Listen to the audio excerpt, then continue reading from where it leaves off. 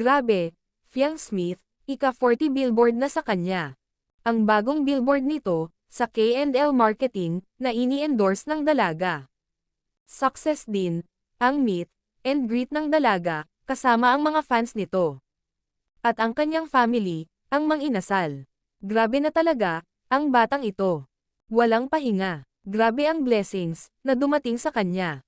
Samantala, nalaman natin kay Fiang Smith, na ang unang tao pala, na naniwala, na maging big winner ito, ay ang kanyang itinuring, na kapamilya. Ang kanyang marshal, na si Binnie Bravo. Inamin ng dalaga, na pamilya, ang turing nito, sa dalawa niyang marshal.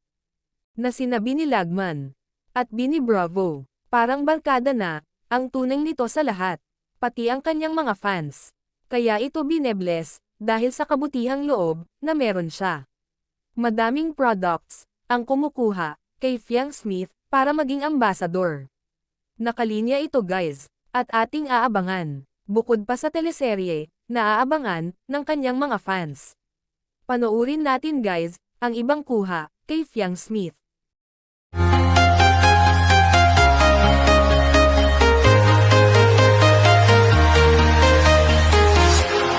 Walking alone, the streets are empty.